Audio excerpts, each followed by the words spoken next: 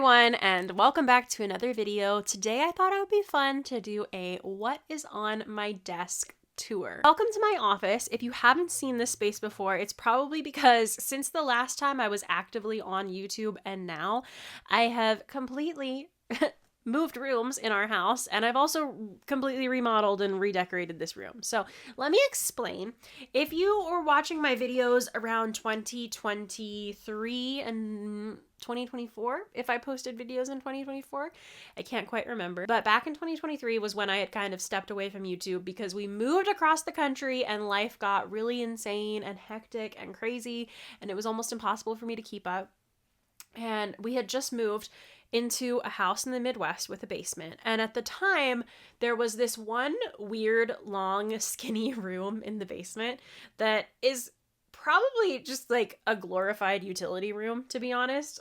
But it is actually the nicest room in the basement because it is one of the only spaces in this house that the previous owner had actually redone. Most of this house, nothing had been touched since, I'm convinced, 1970 something.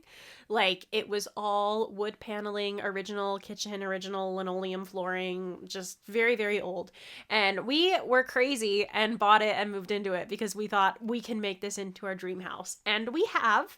So praise the Lord for that and for just absolutely his provision. Because as we kept remodeling things, we kept finding more and more disasters, as so often happens with a fixer-upper, but we have always managed to have exactly enough of what we need to fix it and keep going, and we have never had a severe problem with the house that we haven't been able to fix or haven't had a friend or a resource or someone in the area who has been able to help us or point us in the right direction if we have needed something fixed by someone. That has been actually a great learning experience. I think having this home has taught me a lot about relying on God, but more on that some other time. This is not a house renovation channel. This is a book and writing channel. So that long, skinny utility room that I mentioned at the time, because it was long and skinny and it had one big, long wall, I thought, well, this can be my room because it has one big, long wall and I can just put bookshelves all along that wall. And that'll work. It'll be an excellent writing space because it'll be cozy and it'll be nice.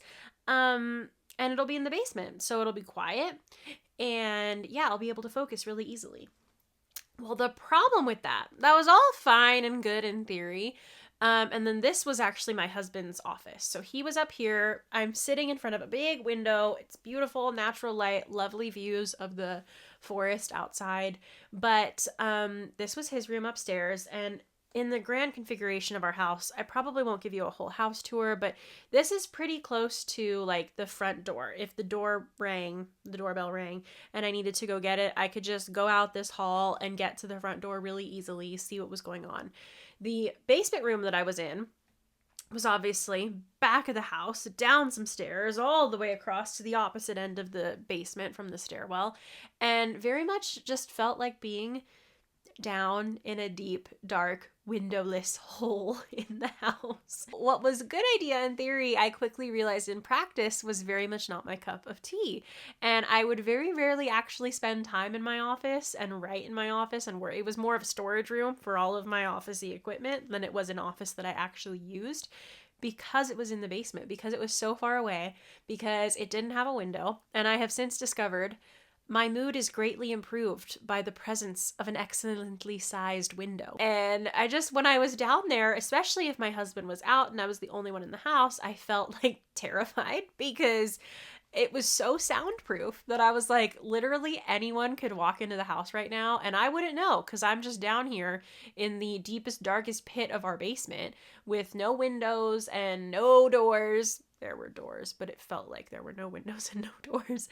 And I just felt like fully trapped and terrified all the time. And it was dark and gloomy. And even though I'd fixed it up really nice, it was just like, I didn't like being in there. Meanwhile, this was my husband's room.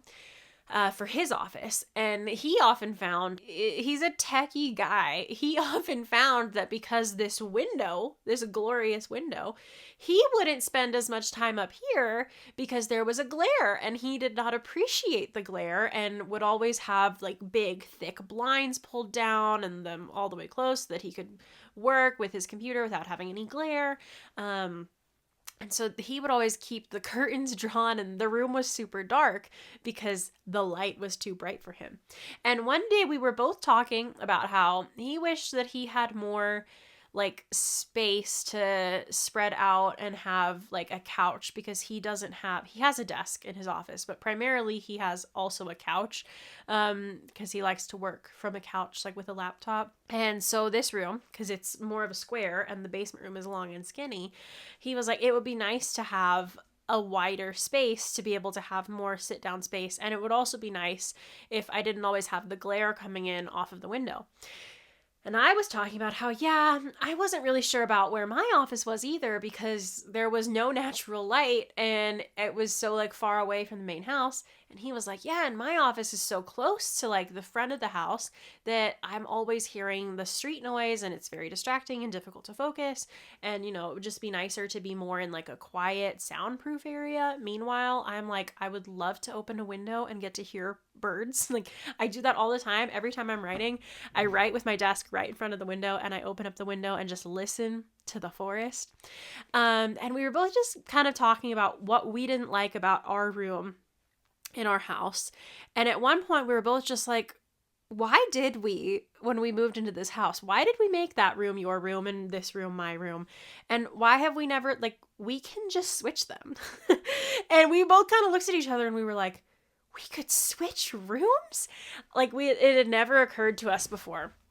And so began, in the middle of last year, the great migration of our rooms. I hauled all of my books upstairs and he hauled all of his tech stuff and nerd stuff down the stairs, and we both painted. This room was blue and my room was green. I painted this room green. He painted that room blue. We basically just completely redid both rooms again. And so in that way it was a bit tedious, because I was like, I already decorated this room downstairs and now I'm decorating it again the exact same way but upstairs. But I now have a lovely window. I can hear if something's happening outside that needs my attention.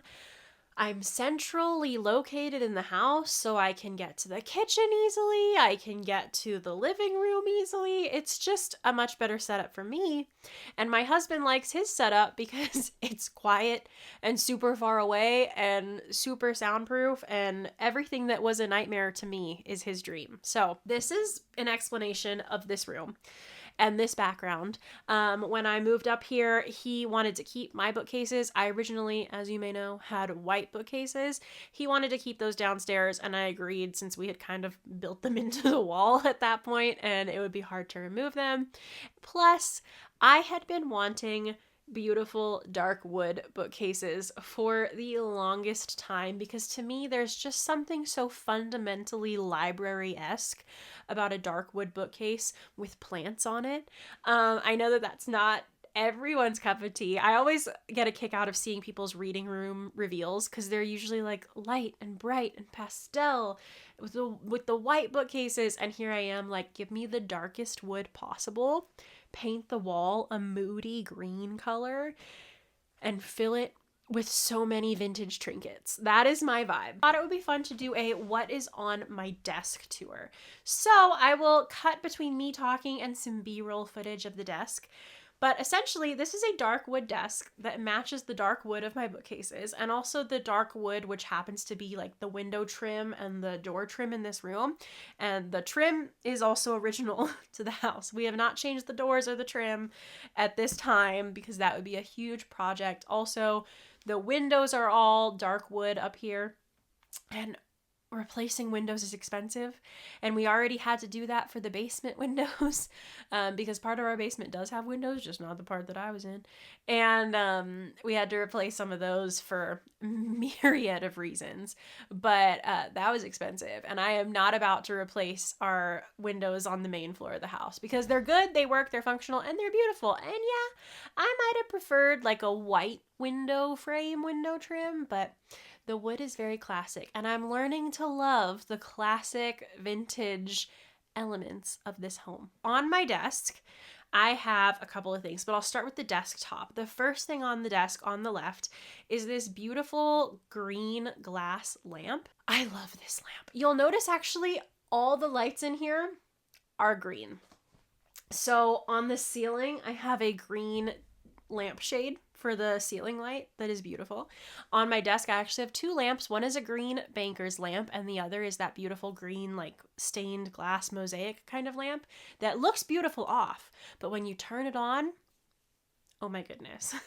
I don't know if you can tell, but green is kind of my favorite color. But yes, I'm a big soft light person, and I love the moody light, the green light, green color, green walls, everything. As much green as you can get as possible is really my preference. It's why I love the window here, because it just looks straight out into a forest of trees that is gorgeous. So I have that lamp that I love to turn on when I'm writing at night because it's just so stunning to look at, and I just think it sets the mood so well for this very academic vintage library room. Then to the right of the lamp is my CD player. My husband and I have gotten rid of all of our subscription services this year, and so we switched from streaming music to CDs.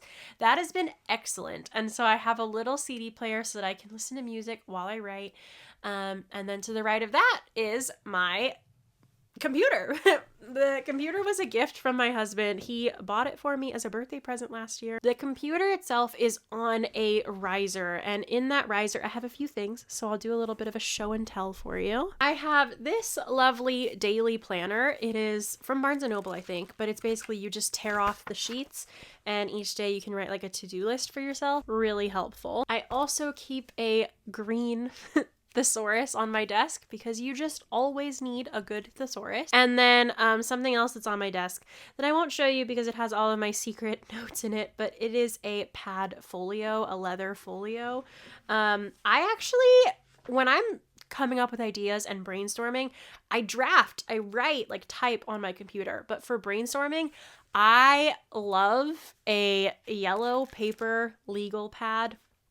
I think it's because my mom worked from home for the first few years of my life, and she would always have like one of these to scratch notes to herself on while she was working. She would be like in meetings on the phone, and I would be playing usually like right to the right of her desk, watching her, but also playing.